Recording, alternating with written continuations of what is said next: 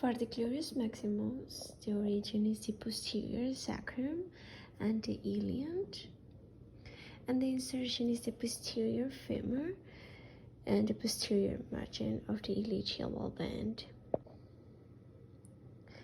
For the biceps femoris, the origin of the long head is the ischial tuberosity, and the origin of the short head is the lateral lip of linea aspera, and the insertion is the felar head.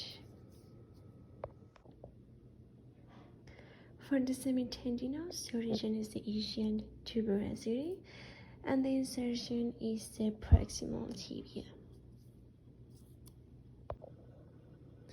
For the semimembranous, the origin is the ischial tuberosity, and the insertion is the posterior medial condyle of the tibia. For the gluteus maximus, the origin is the posterior sacrum and the ilium.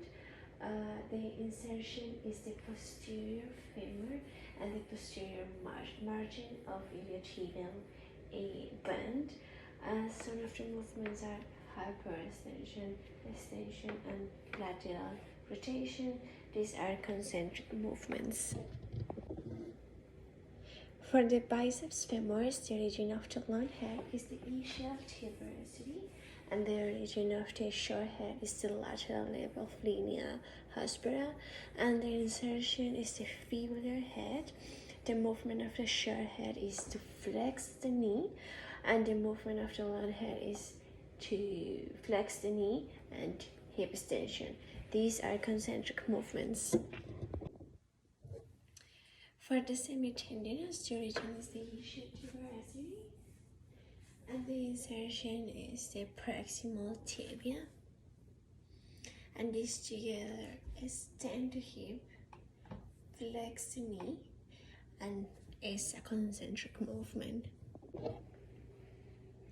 For the semimembranous, the origin is the ischial tuberosity, and the insertion is the posterior medial condyle of the tibia, and they work together to extend the hip, flex the knee, and they are concentric movements. When you are working or you are running, all the muscles are working together.